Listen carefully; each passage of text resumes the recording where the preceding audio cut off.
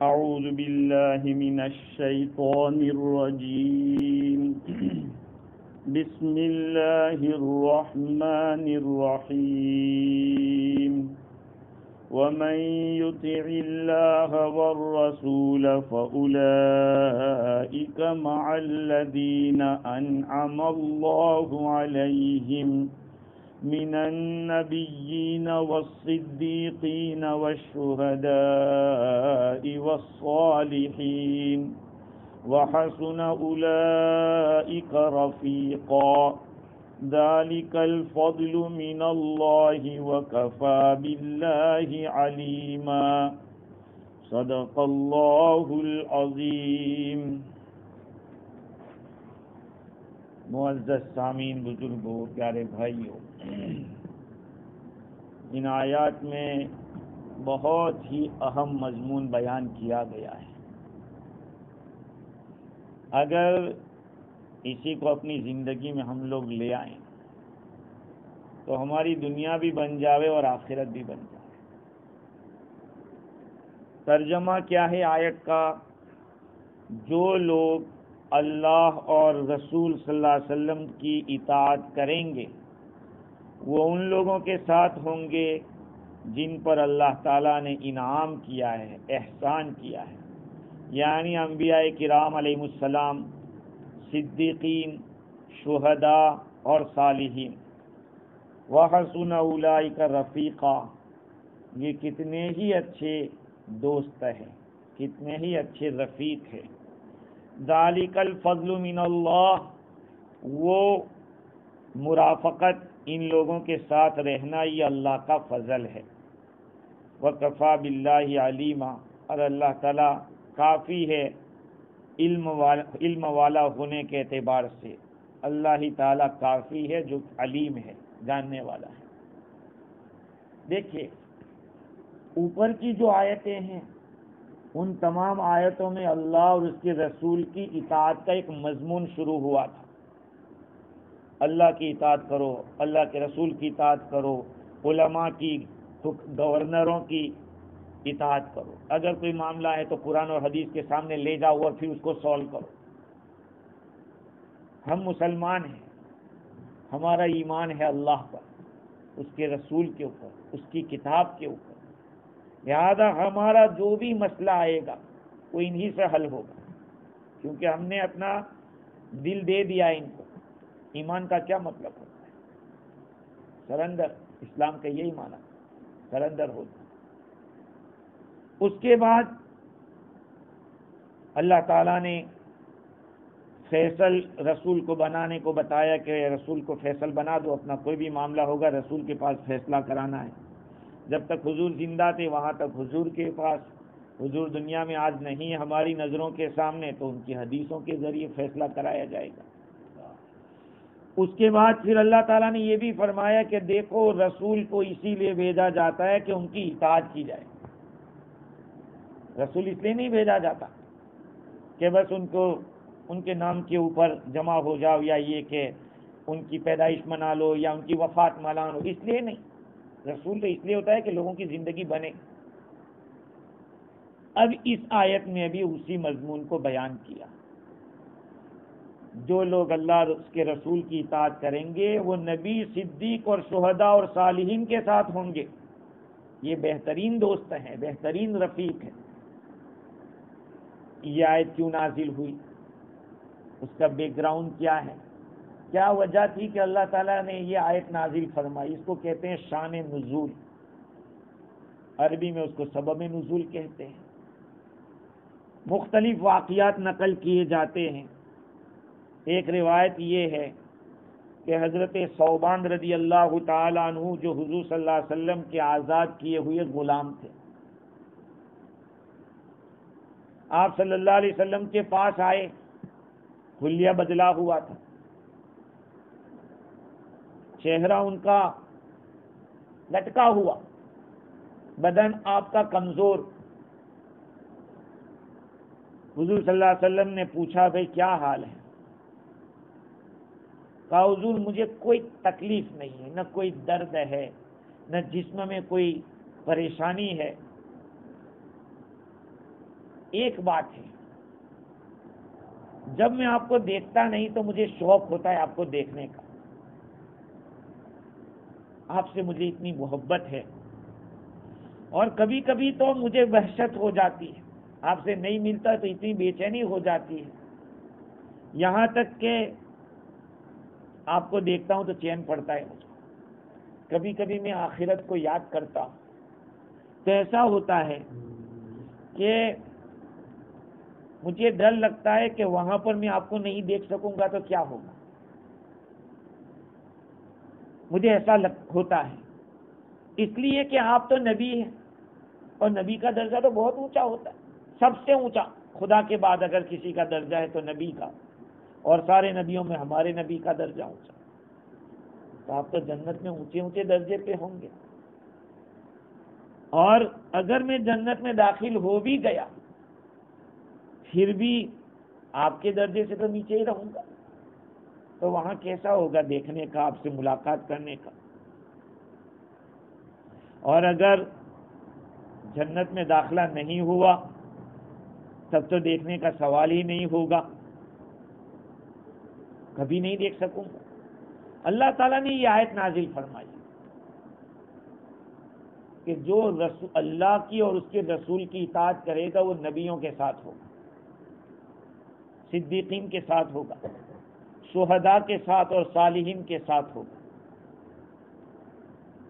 یہ آیت کریمہ نازل ہوئی، حضور اکرم صلی اللہ علیہ وسلم نے ارشاد فرمایا والذی نفسی بیدہ، اس ذات کی قسم جس کے قبضے میں میری جان ہے، لا یؤمن عبد، کوئی بندہ کامل مومن نہیں ہو سکتا، حتی اکون، یہاں تک کہ میں ہو جاؤں احب الیہ، اس کے نزدیک زیادہ محبوب ہو جاؤں ساری چیزوں سے، من نفسہ، اس کی ذات سے بھی زیادہ محبوب، ہاں اس کے ماں باپ سے زیادہ محبوب، اس کے گھر والوں سے زیادہ محبوب، اس کی اولاد سے زیادہ محبوب، اور سارے لوگوں سے زیادہ محبت میری ہونی چاہیے، تب جا کے تمہارا ایمان کامل ہوگا۔ دوسری ایک روایت یہ ہے جس کو سدی نے نقل کیا ہے کہ انصار کے کچھ لوگوں نے حضور سے عرض کیا کہ اللہ کے رسول، آپ تو جنت میں اونچے اونچے درجے پہ رہیں گے اور ہمیں آپ کو دیکھنے کا شوق ہوگا تو کیا کریں گے؟ یہ صحابہ ایسے لوگ تھے کہ رہتے تھے دنیا میں لیکن فکر وہاں کی رہتی تھی کہ وہاں کیا ہوگا، وہاں کیا ہوگا۔ ہمارا حال ان سے الٹا ہے، دنیا میں کیسے ہی حالات ہو لیکن دنیا ہی کی فکر رہتی، آخرت کی فکر تو شاذ و نادر، اور فکر صحابہ کی فکر کے ساتھ عمل بھی تھا، ایکشن بھی تھی، وہ چھوڑ دیتے تھے جس کو حضور نے منع کر دیا بس خلاص۔ تیسری روایت یہ ہے، مقاتل فرماتے ہیں کہ انصار کے ایک آدمی کے بارے میں یہ آیت نازل ہوئی، انہوں نے حضور اکرم صلی اللہ علیہ وسلم سے عرض کیا کہ اللہ کے رسول، جب ہم آپ کے پاس سے چلے جاتے ہیں تو ہمیں ایک دل میں شوق ہوتا ہے آپ کو پھر دیکھنے کا، کوئی چیز ہمیں نفع نہیں دیتی، یہاں تک کہ آپ کے پاس پھر دوبارہ نہیں آ جاتی، پھر ہم آپ کی جنت کے درجے کو یاد کرتے ہیں کہ وہاں آپ کا دیدار کیسے ہوگا، یہاں تو آ کے آپ کے گھر پہ ایسے پردہ ہٹا کے دیکھ لیتے ہیں آپ کو تو چین آ جاتا ہے۔ کہ محبت ایسی چیز ہے، آدمی کو اگر دنیا کے کسی مرد کے ساتھ یا کسی عورت لڑکی کے ساتھ محبت ہو جاتی ہے تو کیسا گائل رہتا ہے، پاگل کی طرح چلتا ہے، جب تک اس کو دیکھے نہیں چین نہیں پڑتا۔ یہ تو اللہ کے نبی تھے جن پر ہمارا ایمان ہے، اب آپ سوچئے کہ ان لوگوں کے دلوں میں کتنی محبت ہوگی حضور کی، تو آپ کا دیدار کیسے ہوگا جنت میں اگر داخل بھی ہو جائیں گے تو؟ اللہ تعالیٰ نے آیت کریمہ نازل فرمائی کہ جو اللہ اور اس کے رسول کی اطاعت کرے گا ان کے ساتھ ہوگا۔ جب آقا صلی اللہ علیہ وسلم کا انتقال ہو گیا تو اس صحابی کے پاس ان کا لڑکا گیا، یہ اپنے باغ کے اندر کچھ کام کر رہے تھے، سینچائی پانی وانی پہنچانے کا کام کرتے ہوں، تو لڑکے نے جا کے کہا کہ حضور صلی اللہ علیہ وسلم کا وصال ہو گیا، اللہ کے نبی اب دنیا میں نہیں رہے۔ انہوں نے دعا کی اللہم آمینی، حتی لا ارى شیئا بعدہ الی ان القاہ، یا اللہ تو مجھے اندھا کر دے، یا اللہ تو مجھے اندھا کر دے تاکہ میں آپ کے بعد کسی کو نہ دیکھوں، یہاں تک کہ آپ کو جب میں ملوں گا وہاں تک مجھے اندھا کر دے۔ وہ اسی جگہ پہ اندھے ہو گئے، آنکھیں چلی گئی، ان کی روشنی ختم ہو گئی۔ یہ لوگ حضور سے بہت زیادہ محبت کرتے، ان کو حضور سے اتنا تعلق تھا، ہاں، اور یہی ان کو فکر رہتی تھی کہ وہاں کیا ہوگا۔ مفتی شفیع صاحب رحمۃ اللہ علیہ نے اپنی تفسیر کے اندر ایک صحابی جو قرظی ہے ان کا واقعہ نقل کیا ہے۔ حضرت اسلمی ہے، وہ صحیح مسلم کی روایت میں حضرت کعب بن اسلمی رضی اللہ تعالیٰ عنہ آپ صلی اللہ علیہ وسلم کے ساتھ رات گزارتے تھے، رات میں حضور کے پاس رہتے۔ ایک رات حضور تہجد کے لیے اٹھے تو کعب بن اسلمی رضی اللہ تعالی عنہ نے حضور کے لیے وضو کا پانی رکھا، مسواک رکھا، سب ضروریات لا کر رکھ دی۔ آپ صلی اللہ علیہ وسلم نے خوش ہو کر فرمایا مانگو، کیا مانگتے ہو؟ وہ ایک حالت ہوتی ہے، وہ ایک حالت ہوتی ہے، ایک حال ہوتا ہے، اچھا مانگو، کیا مانگتے ہو؟ میں جو آپ لوگوں کو بار بار کہتا رہتا ہوں یہی کہتا ہوں، یہ دعائیں کروائی نہیں جاتی کہ مولانا دعا کرنا، مفتی صاحب دعا کرنا، یہ دعا کرنا، یہ کرائی نہیں جاتی، وہ تو لی جاتی ہے۔ ہاں، ہم لوگ دعا کرانے کو اچھا سمجھتے، دعا لینے کو نہیں سمجھتے۔ دعا لی کیسے جاتی؟ اب دیکھو انہوں نے حضور سے دعا کا کہا تھا، نہیں کہا تھا، تو خدمت کی تھی۔ اللہ کے نبی نے فرمایا کہ مانگو، کیا مانگتے ہو؟ کعب اسلمی رضی اللہ عنہ نے عرض کیا میں جنت میں آپ کی صحبت چاہتا ہوں، دنیا میں یہاں آپ کے ساتھ رہنا نصیب ہوا ہے، میں چاہتا ہوں کہ جنت میں بھی آپ کے ساتھ رہوں۔ آپ صلی اللہ علیہ وسلم نے فرمایا اور کچھ؟ آپ رضی اللہ تعالیٰ نے عرض کیا کہ اور کچھ نہیں، مجھے تو یہی چاہیے۔ اس پر حضرت صلی اللہ علیہ وسلم نے ارشاد فرمایا کہ اگر تم جنت میں میرے ساتھ رہنا چاہتے ہو تو اعنی علی نفسی کا بکثرت سجود، تم میرا ساتھ دو، میری مدد کرو اپنے نفس کے خلاف، زیادہ سے زیادہ نمازیں پڑھ کے، زیادہ سجدے کر کے، تمہارا مقصد حاصل ہو جائے گا۔ یعنی کثرت سے سجدہ کرو، نفلیں زیادہ پڑھا کرو۔ یہ ان لوگوں کا شوق تھا، مانگا تو یہی مانگا کہ جنت میں آپ کے ساتھ، دنیا تو گزر جائے گی، کیسے ویسے بھی گزرنے والی ہے۔ اللہ تعالیٰ نے یہ آیت کریمہ نازل فرمائی، اور حسن بصری رحمۃ اللہ علیہ فرماتے ہیں کہ ایک روایت کے مطابق ایمان والوں نے حضور سے عرض کیا ما لنا منک الا الدنیا، آپ سے تو ہمیں صرف دنیا میں ہی رہیں گے تعلق، کیونکہ وہاں تو آپ بہت اونچے مقام پر ہوں گے۔ ارے بھائی، اسکول کے زمانے میں اگر کالج میں ساتھی پڑھے ہو اور کوئی شاہی خاندان کا لڑکا اس میں پڑھتا ہو تو اس کے دوست یہی کہیں گے کہ یار تو تو ابھی اب ہمارے ساتھ ہے، کل تو بادشاہ بن جائے گا، کون پوچھے گا؟ ہے کہ دنیا کے اعتبار سے ایک مثال دے رہا ہوں۔ اگر یہ کہا جائے کہ ابھی تو کالج میں ہمارے ساتھ ہے کھیل پڑھنے کے، اس لیے تو کھیل کود ہمارے ساتھ کرتا ہے، بڑا ہو جائے گا تو کام کو پوچھے گا۔ تو صحابہ نے یہ سوچا کہ حضور جنت میں تو آپ تو بہت اوپر ہوں گے۔ اللہ تعالیٰ نے یہ آیت نازل فرمائی، کیا فرمایا؟ وَمَن يُطِعِ اللَّهَ وَالرَّسُولَ، اور وہ لوگ جو اللہ اور اس کے رسول کی اطاعت کرتے ہیں۔ اطاعت کس کو کہتے ہیں؟ الانقیاد التام والامتثال الکامل بجمیع الاوامر والنواہی، مکمل طور پر اپنے آپ کو جھکا دینا اور مکمل طور پر حضور کی پیروی کرنا، جتنے آرڈرز ہیں اور ڈس آرڈرز ہیں سب میں آپ کی پیروی کرنا، جو کرنے کا بتایا ہے وہ کرنے کا، نہ کرنے کا بتایا وہ نہیں کرنے کا، اس کو کہتے ہیں اطاعت۔ ہاں، یہ اصلی اطاعت ہے، اور اسی اطاعت کے اوپر سارے نتائج مرتب ہونے والے ہیں۔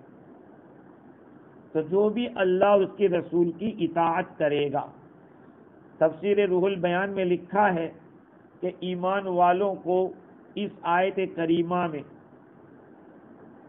اطاعت الہی اور اطاعت رسول کے اوپر ابھارا ہے، یعنی یہ کرو، شوق دلایا ہے، اور اس میں اللہ کے نیک بندوں کے قرب کے اور ان کے ساتھ رہنے کا وعدہ کیا ہے، کرو گے یہ تو تمہیں یہ ملے گا۔ ہاں، اچھے لوگوں کے ساتھ وہاں اگر رفاقت ملے گی تو ظاہری بات ہے ان کے ساتھ نعمتیں جو ان کو ملے گی اس کا یہ بھی ہو سکتا ہے ہمیں بھی کچھ مل جائے اس میں سے۔ محققین نے یہ کہا ہے کہ یہ آیت کریمہ چاہے واقعات کچھ بھی ہو، یہ اس واقعے کی وجہ سے سورہ آیت نازل ہوئی یا وہ اس واقعے 4-5 واقعے میں نے آپ کے سامنے بتلائے، لیکن حکم عام ہے۔ واقعہ کوئی اسپیشل پیش آیا اس کے لیے آیت آئی، لیکن اس میں یہ عام حکم ہے کہ جو بھی اطاعت کرے گا اللہ اور اس کے رسول کی، اللہ تعالیٰ اس کو یہ نعمت عطا فرمائے گا۔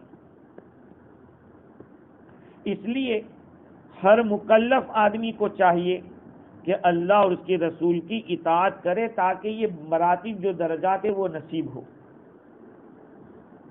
سوال یہ ہے کہ کیا ایک آدھ بات مان لینے سے اطاعت ہو جائے گی؟ کچھ کر لیا اور کچھ نہیں کیا تو اس کو اطاعت تھوڑی کہتے، سمجھ رہے ہیں بات؟ اطاعت اس کو نہیں کہتے۔ اطاعت کا مطلب ہے کہ مکمل طور پر جن باتوں کا حکم دیا سب کو کرنے کا، مجھے پسند ہے وہ کرنے کا، نہیں پسند ہے یا بھاری پڑ رہا ہے وہ نہیں کرنے کا، ایسا نہیں۔ جن چیزوں کا حکم دیا ہے آپ کو پسند آوے یا نہ آوے، آپ کی مرضی کے موافق ہو یا نہ ہو، اللہ کے رسول کی یہ سنت ہے، کرنا ہے۔ اللہ کا حکم ہے اس کو بجا لانا ہے۔ اللہ کے نبی نے اس چیز سے منع کیا ہے، چاہے مجھے اس میں بوجھ پڑے یا نہ پڑے، بس بات ختم ہو گئی، نبی نے کہا بس۔ اس کو کہتے ہیں اطاعت۔ اگر ایک آدھ اطاعت کے اوپر ایک آدھ بات کو مان لینے کو کہا جائے کہ میں تو اطاعت کرتا ہوں، یہ تو شراب پینے والے بھی، زنا کرنے والے بھی کچھ نہ کچھ تو مان لیتے، ارے میں کلمہ پڑھ لیا وہ بھی تو مان لیا کہ نہیں؟ اگر آپ نے کسی کو کپڑا سینے کے لیے دیا اور کہا کہ دیکھو یہ ہے جبہ ایسا ہی سینا، تو اس نے آستین تو آپ کی برابر رکھی لیکن یہ فٹ کر دیا، تو آپ کو یہ بتایا کہ دیکھو آستین تو برابر ہے نہیں، تو آپ کیا کہیں گے کہ آستین صرف آستین نہیں، یہ بھی تو برابر ہونا چاہیے تھا، یہ بھی تو جیسا میرا کپڑا میں نے نمونہ دیا تھا ویسا ہونا چاہیے۔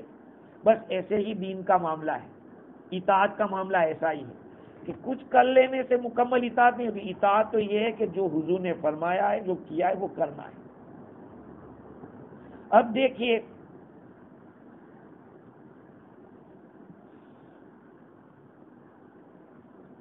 اللہ تعالیٰ نے اس آیت میں 4 درجے بتلائے ہیں۔ سب سے پہلا درجہ نبیوں کا۔ ایک اور بات، اللہ تعالیٰ نے یہ فرمایا کہ جو اللہ اور اس کے رسول کی اطاعت کریں گے وہ ان لوگوں کے ساتھ ہوں گے جن پر اللہ تعالیٰ نے انعام کیا ہے، اللہ نے احسان کیا ہے۔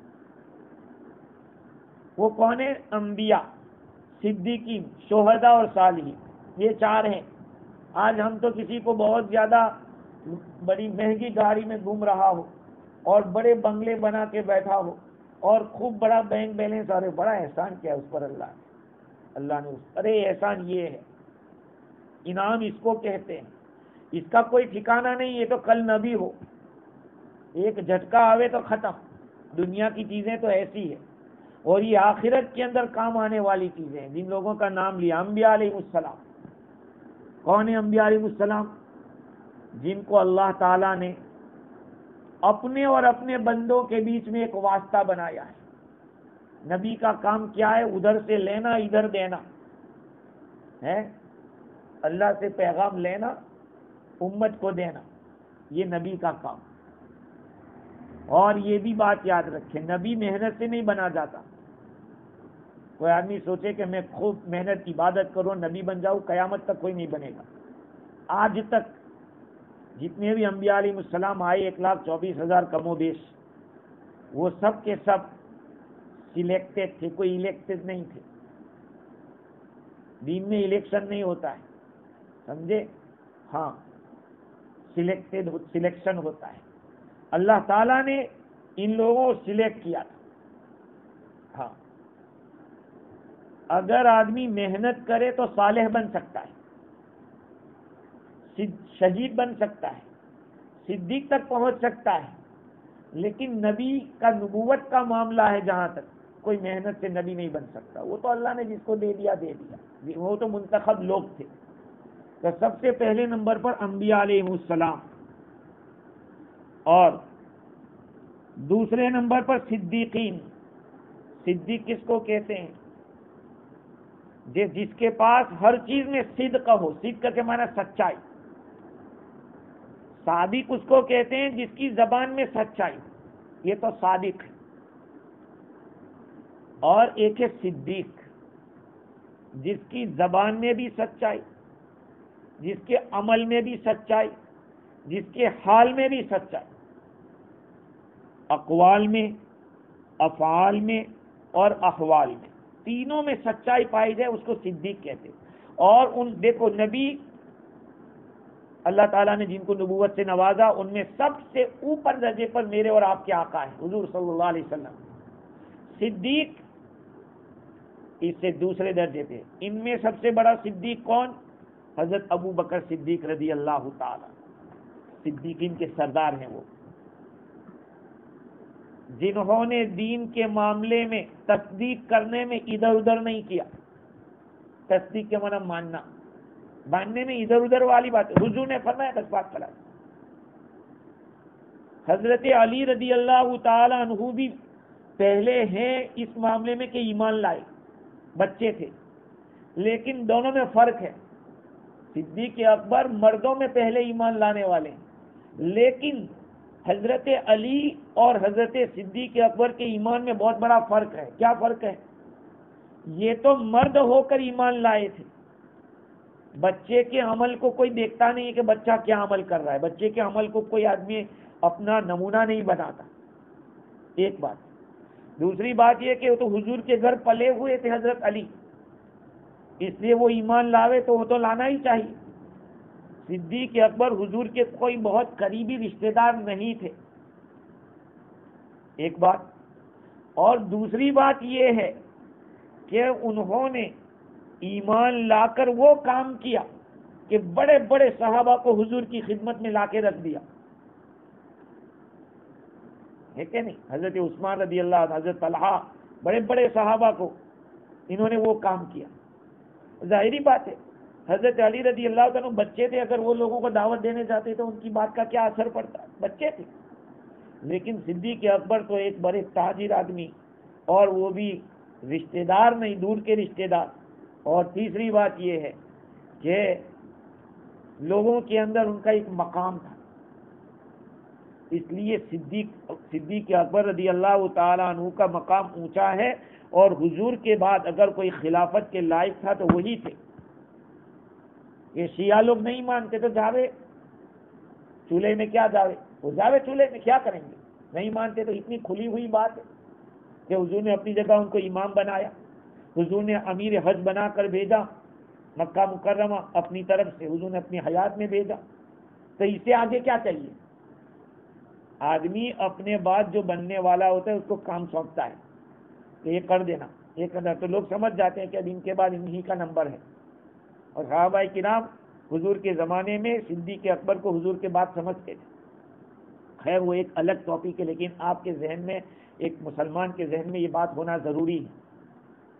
تو دوسرے نمبر پر صدیقین ہے، جس کی عادت ہی سچائی ہو، اور کیسے حالات آ جائیں صدق کا دامن اور سچائی کا دامن ہاتھ سے نہ جاوے. یہ ہے صدیق اکبر، اسی لیے ان کو صدیق کہا گیا. اور معلوم ہونا چاہیے ان کا نام کیا تھا؟ عبداللہ تھا. بہت سو کو معلوم نہیں ہے کہ حضرت صدیق اکبر کا نام عبداللہ تھا، اور ان کا لقب عتیق تھا. میں تو کہتا رہتا ہوں کہ وہ 4 خلیفہ سب کے نام عین سے شروع ہوتے، سب کے نام عین سے شروع ہوتے. نہیں، عبداللہ ان کا نام، حضرت عمر کا نام عین، حضرت عثمان میں بھی عین اور علی میں بھی عین ہے، جو ان کے علو مرتبت کو بتلا رہا ہے، درجے کے اونچا ہونے کو بتلا رہا ہے. اچھا، نبیوں کا ذکر کرنے کے بعد اللہ تعالیٰ نے 3 اوصاف بیان کیے: صدیقین، شہداء اور صالحین. اس سے پتہ چل گیا کہ انبیاء الگ ہیں، صدیقین شہداء الگ ہیں، اور یہ 4 درجے ایسے ہیں کہ اوپر والا نیچے والے سب درجے کو لیے ہوئے ہوگا۔ جو شہید ہوگا وہ صالح ضرور ہوگا، جو صدیق ہوگا وہ صالح اور شہید ہوگا، اور شہید کے کئی معنی ہیں، اور جو نبی ہوگا وہ صدیق بھی ہوگا، اس کے سارے درجات ان کے پاس ہوں گے۔ ہاں، ہر صالح سے شہید ہو ضروری نہیں، لیکن جو بھی شہید ہوگا وہ صالح ہوگا۔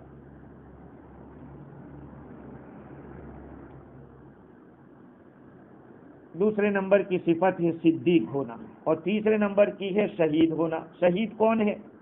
جس نے اللہ کے دین کے صحیح ہونے کی گواہی دی ہو، جان دے کر، مال دے کر، دلائل دے کر، یہ شہید ہے۔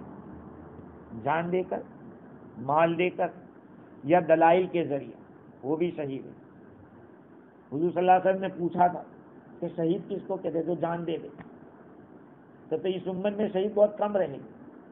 اللہ کے نبی نے پھر شہیدوں کی فہرست گنوائی۔ جو پیٹ کی بیماری میں گزر جاوے وہ بھی شہید، جو جل کے گزر جاوے، جان بوجھ کے نہیں، خودکشی نہیں، کوئی دیوار گری اور آدمی گزر گیا، اس کو بھی شہادت کا، اچانک ایسی موت آئی ایمان والے کی، شہادت کا مقام ہے۔ تو شہادت کی بہت ساری قسمیں ہیں۔ شہید تو وہ بھی ہے جو انصاف قائم کرنے والے ہیں، کوئی تلوار کے ذریعے تو کوئی زبان کے ذریعے۔ اور تیسرے نمبر پہ، چوتھے نمبر پہ صالحین ہیں۔ صالح کس کو کہتے ہیں؟ جس کا عقیدہ بھی صحیح ہو اور عمل بھی صحیح ہو۔ جس کا عقیدہ صحیح ہو، عقیدہ گڑبڑ ہے، جیسے جہالت ہے تو اس کی وجہ سے عقیدے میں گڑبڑ ہوگی، اور معصیت ہے تو عمل میں گڑبڑ ہوگی۔ جس کا عقیدہ بھی صحیح ہو اور عمل بھی صحیح ہو، عقیدہ گڑبڑ ہے تو وہ آدمی صالح نہیں ہوگا۔ ہاں، بعض دفعہ آدمی ایسی جادو اور اس طرح کی چیزیں دکھاتا ہے تو لوگ اس کو بہت بڑا ولی سمجھ لیتے ہیں، ارے بہت پہنچا ہو، نماز نہیں پڑھتا، کیا ولی ہو گیا وہ ہے؟ اللہ کے نبی نے کبھی نماز نہیں چھوڑی، نماز اللہ کے نبی نے کبھی چھوڑی؟ کبھی نہیں چھوڑی۔ بیمار تھے تو 2 آدمی کے سہارے حضور تشریف لے گئے کئی نمازوں میں، مرض الوفات میں۔ عقیدہ خراب ہے اور پھر اپنے دعوے بڑے بڑے کرتا ہے۔ تو دو چیزیں صحیح ہونی چاہیے صالح ہونے کے لیے، ایک تو عقیدہ بھی صحیح اور عمل بھی صحیح ہونا چاہیے۔ اگر دونوں میں سے کسی ایک میں بھی گڑبڑ ہے تو وہ صالح نہیں ہے۔ اللہ تعالیٰ نے صالحین کا چوتھا درجہ بتلایا، یہاں ایک 5واں درجہ بھی ہے۔ وہ کون ہے؟ جو ان کی اطاعت، اللہ اور اس کے رسول کی اطاعت کرے گا، ان کے ساتھ ہوگا۔ ان کے ساتھ ہونے کا یہ مطلب نہیں کہ جنت میں ایک ہی درجے میں ہوں گے، ایسا نہیں۔ اگر ایسا ہوا تو پھر ہو بھی نہیں سکتا، بھائی نبی کا درجہ نبی کا ہے، وہی یہ ان کو دیکھتے رہیں گے یوں۔ دیدار جہاں جنت میں جنتیوں کا آپس میں ایک دوسرے کے ساتھ جو ہوگا وہ الگ الگ درجے کا ہوگا۔ ایسے بالا خانے ہوں گے کہ یہاں سے ایک دوسرے کو دیکھ سکیں گے، وہ اوپر ہوں گے تو کوئی باتیں نیچے سے دیکھ سکیں گے، اور کبھی ایسا ہوگا کہ اوپر سے وہ نیچے ملنے آئیں گے، اور ایسا بھی ہو سکتا ہے کہ نیچے سے اوپر ملنے کے لیے جاوے۔ اگر ماں باپ جنت میں ہے، بیٹا بھی جنت میں ہے، بیٹا نچلے درجے میں ہے اور ماں باپ اوپر کے درجے میں، تو اللہ تعالیٰ کیا کرے گا؟ بیٹے کو اوپر چلا دے گا، جا تیرے ماں باپ کے پاس جنت میں۔ ماں باپ کو نیچے نہیں اتاریں گے کہ جا تیرے ماں باپ، بیٹا نیچے ہے تو تو نیچے اتر جا، نہیں۔ آج کی دنیا میں ایسا ہوتا ہے کہ اگر ہوٹل کے اندر ایسے روم میں رکھا ہو تو کہے گا کہ نہیں تمہارا بچہ نیچے نہیں، اوپر نہیں آ سکتا، تم نیچے جاؤ، ہے؟ اللہ تعالیٰ کے یہاں ایسا نہیں۔ والذین آمنوا واتبعتهم ذریتهم بایمان الحقنا بهم ذریتهم، قرآن کہہ رہا ہے 27ویں پارے میں ہے یہ کہ وہ لوگ جو ایمان لائے اور ان کے اولاد ایمان کے ساتھ ان کے ماں باپ کے اللہ کی اطاعت کرتی رہی تو ان کے ماں باپ کے ساتھ ان اولاد کو ملا دیں، لیکن کسی کے درجے کو کم نہیں کریں گے، نہیں نیچے اوپر والے کو نیچے اتاریں گے، نہیں نیچے والے کو اوپر اتار دیں گے، اس کا فضل ہے۔ خیر، تو یہ 4 درجے بتلائے. کیا فرق ہے دیکھنا. انبیاء کرام علیہ السلام، علامہ آلوسی بغدادی کہتے ہیں کہ ان لوگوں کا مقام ایسا ہے جیسے کہ کوئی آدمی کسی کو بالکل آمنے سامنے دیکھتا ہو ہے. جیسے نبی ایسے ہیں، اتنے اللہ کے قریب ہیں کہ جیسے دنیا میں ہم جیسے ایک دوسرے کو آمنے سامنے دیکھ رہے ہیں، کہا نبی اتنے اونچے درجے کے. قرآن نے کہا افتمارونہ علی ما یری، کیا نبی جس چیز کو دیکھتے ہیں اس کے بارے میں تم شک کرتے ہو، تم جھگڑتے ہو اس بارے میں؟ تو انبیاء کرام علیہ السلام کی مثال ایسی ہے جیسے کہ دنیا میں کوئی ایک دوسرے کو آمنے سامنے دیکھتا ہو بغیر کسی حجاب کے دائرے. اور شہداء کی مثال ایسی ہے، صدیق کی مثال ایسی ہے کہ وہ دیکھتا تو سامنے ہو بالکل، لیکن دور سے دیکھتا. انبیاء قریب سے دیکھتے اور صدیقین دور سے دیکھتے. اور صحیح جیسے کہ حضرت علی رضی اللہ تعالی وہ صدیقین میں سے. کسی نے پوچھا کہ آپ نے اللہ تعالیٰ کو دیکھا کبھی؟ تو کیا جواب دیا؟ ما کنت لی اعبد ربا لم ارہ، میں ایسے خدا کی عبادت نہیں کرتا جس کو میں نے دیکھا نہ ہو. میں ایسے خدا کی عبادت نہیں کرتا جس کو میں نے دیکھا نہ ہو. اور بھی فرمایا کہ آنکھیں کھلے ایسے سامنے سے نہیں دیکھتی لیکن دل دیکھتے ہیں. ایمان کے حقائق کے ساتھ یہ دل دیکھتا ہے. تو یہ شہداء صدیقین کا مقام ہے. اور شہید کا مقام یہ ہے کہ جیسے شہید وہ ہے جو دلائل کے ذریعے سمجھتا ہے، دلائل کے ذریعے. ان کی مثال ایسی ہے کہ آئینے کے اندر دیکھ رہے ہیں وہ قریب سے، وہ آئینے کے اندر دیکھتے ہیں قریب سے ایسے. اور صالح کی مثال ایسی ہے کہ جو دور سے دیکھتا ہے آئینے کے اندر. اور صالح وہ ہوتا ہے جو تقلید کے ساتھ کام کرتا ہے. تو یہ علامہ آلوسی بغدادی رحمۃ اللہ علیہ نے لکھا ہے.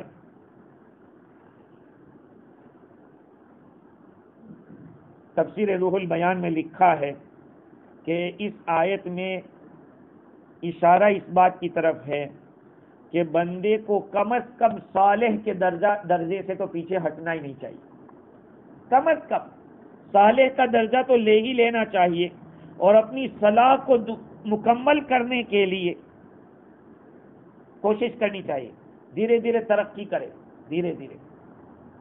صدیق، بعض علماء نے لکھا ہے کہ صدیق انبیاء علیہ السلام میں حضور سب سے اوپر، سارے نبیوں سے اوپر. صدیقین میں سب سے اوپر صدیق اکبر رضی اللہ عنہ، اور شہداء میں سب سے اوپر حضرت عمر فاروق رضی اللہ عنہ، اور صالحین میں سب سے اوپر حضرت علی رضی اللہ عنہ. پوچھا کہ حضرت عثمان تک ان کے پاس تو شہید کا درجہ بھی ملا، صدیق کا درجہ بھی ملا، اور وہ بھی ملا. اور دیکھیے 3 خلفاء تو شہید ہوئے. حضرت عمر رضی اللہ عنہ کو بھی شہادت نصیب ہوئی، حضرت عثمان رضی اللہ عنہ کو بھی شہادت نصیب ہوئی، اور حضرت علی رضی اللہ عنہ کو بھی شہادت نصیب ہوئی. ہاں، تو یہ بہت اونچے پائے کے لوگ تھے. اللہ تعالیٰ آگے فرماتے ہیں کہ وَحَسُنَ أُولَٰئِكَ رَفِيقًا، یہ کتنے ہی اچھے دوست ہیں. علامہ زمخشری نے لکھا ہے کہ یہ تعجب کی بات ہے، کتنے ہی اچھے دوست ہیں یہ لوگ. ذَلِكَ الْفَضْلُ مِنَ اللَّهِ، یہ جو درجہ ہے ان لوگوں کے ساتھ رہنے کا، ان کی جو رفاقت نصیب ہوتی ہے، وہ اللہ کا فضل ہے. یہ اجر نہیں ہے. جو نیکیاں کی اس کا اجر نہیں ہے، اس کا اجر تو الگ ہے، یہ تو اللہ کا فضل ہے. اور یہ انبیاء، صدیقین، شہداء اور ان کے ساتھ اللہ تعالیٰ جو رفاقت نصیب فرمائیں گے وہ بغیر عمل کے، ان جیسا عمل تو نہیں کیا ہے، انبیاء صدیقین جیسا عمل تو نہیں کیا ہے، لیکن یہ ہے کہ اللہ اور اس کے رسول کی اطاعت کی ہے، اللہ ان کے ساتھ کرے گا. اور کیوں ہوگا؟ بغیر عمل کے، ان کے ساتھ محبت. دیکھو ان لوگوں کی محبت بھی بہت بڑی چیز ہے. احب الصالحین ولست منهم لعل اللہ یرزقنی صلاحا، میں نیک لوگوں سے محبت کرتا ہوں حالانکہ میں نیک نہیں ہوں، ہو سکتا ہے کہ اللہ میرے اندر نیکی پیدا کر دے. فَإِن لَّمْ تَكُونُوا مِنْهُمْ فَتَشَبَّهُوا، اگر تم نیک نہ ہو تو نیکوں کی مشابہت اختیار کرو. فَإِنَّ التَّشَبُّهَ بِالْكِرَامِ كِرَامٌ، اس لیے کہ شریفوں کے ساتھ مشابہت اختیار کرنا یہ بھی شرافت کی بات ہے، وہ بھی شریف بن جاتا ہے. حضرت انس رضی اللہ تعالیٰ عنہ روایت کرتے ہیں کہ ایک آدمی نے حضور سے عرض کیا کہ اللہ کے رسول، ایک آدمی ایک قوم سے محبت کرتا ہے، کچھ لوگوں سے، حالانکہ وہ ان سے ملا نہیں ہے. حضور نے فرمایا کہ المرء مع من احب، آدمی اس کے ساتھ رہے گا جس سے اس کی محبت ہے. آدمی اس کے ساتھ رہے گا جس کے ساتھ اس کو محبت ہے. اور ایک روایت میں ہے، حضرت انس ہی فرماتے ہیں حضور سے ایک آدمی نے پوچھا کہ حضور قیامت کب آئے گی؟ فرمایا کم بخت، کوئی تیاری کی؟ اس کے لیے کیا تیاری کی؟ ویلک ما عادت لہا، کیا تیاری کی اس کے لیے؟ کہا حضور ما عادت لہا، اس کے لیے کوئی تیاری تو نہیں کی ہے، لیکن ایک بات ہے، انی احب اللہ ورسولہ، مجھے اللہ اور اس کے رسول سے محبت ہے. حضور نے فرمایا انت مع من احببت، تو اس کے ساتھ رہے گا جس سے تجھ کو محبت ہے. بھائی محبت تو لفظ تو بہت ایزی ہے محبت، لیکن محبت کا تقاضا کیا ہوتا ہے؟ محبوب کو جو پسند ہو وہ کرو، محبوب کو جو پسند نہیں ہے وہ نہیں کرو. سمجھے؟ محبوب کو جو چیز پسند ہے وہ کرنے کی، محبوب کو جو چیز پسند ہے وہ نہیں کرنے کی. آج ہم لوگ تو تھوڑا کر کے بھی یہ سوچتے ہیں کہ ہم تو عاشق رسول ہے، یا یہ کہ ہمیں ارے بھائی شریعت کے خلاف ہماری زندگی ہو. وہ لوگ تو سنت چھوڑنے کو گوارا نہیں کرتے تھے، آج ہمارے فرائض چھوٹ رہے، آج ہمارے واجبات چھوٹ رہے، اور پھر ہم دعویٰ کریں کہ حضور سے ہمیں محبت ہے. ارے پہلے فرائض تو ادا کرو. خیر، وَحَسُنَ أُولَٰئِكَ رَفِيقًا، یہ بہترین ساتھی ہے. ذَلِكَ الْفَضْلُ مِنَ اللَّهِ، وہ ان کی رفاقت اللہ کا فضل ہے، یہ کوئی اجر نہیں ہے، یہ فضل ہے. وَكَفَىٰ بِاللَّهِ عَلِيمًا، اور اللہ تعالیٰ کافی ہے، علیم یعنی جاننے والا ہونے کے اعتبار سے وہ جانتا ہے کہ کس کو کون سا درجہ دینا ہے اور کس کو کتنا اجر دینا ہے. یہ بھی ہو سکتا ہے کہ ذالک الفضل من، یعنی وہ درجہ اللہ کے فضل سے حاصل ہوگا، عمل سے نہیں. دیکھو کچھ چیزیں اللہ تعالیٰ بندوں کو کھینچ لیتا ہے، اس کو اجتبا کہتے ہیں. اجتبا چن لینا. اللہ بندے میں بعض صفات ایسی ہوتی ہے کہ اللہ ایسے سلیکٹ کر دیتا ہے کہ میرا خاص بندہ ہے. جیسے کہ حضرت ابو ہریرہ رضی اللہ عنہ نے کیا فرمایا کہ قاربوا وسددوا، دین کے معاملے میں قریب ہو جاؤ یا سیدھے ہو جاؤ. اور یاد رکھو تم میں سے کوئی آدمی جنت میں نہیں جائے گا اپنے عمل سے، جہنم سے بچے گا نہیں اپنے عمل سے. صحابہ نے کیا کہ آپ بھی نہیں، اللہ کے رسول. کہا میں بھی نہیں، مگر اللہ اپنی رحمت سے اور اپنے فضل سے مجھے ڈھانپ لے. اس لیے کہتے ہیں کہ اللہ کی رحمت اور فضل مانگتے رہو. یہ نیکیاں اور اعمال جو ہے اس کا ذریعہ ہے، اس سے اللہ خوش ہوتا ہے. پھر اس کو مانگو فضل اللہ کا، اس سے رحمت مانگو، اللہ تعالیٰ پہنچا دے گا. اللہ تعالیٰ مجھے بھی اور آپ کو بھی ان باتوں پر عمل کی توفیق دے اور اپنا قرب نصیب فرمائے. سبحان اللہ بحمدہ، سبحانک اللہم وبحمدک، نشہد ان لا الہ الا انت، نستغفرک ونتوب الیک.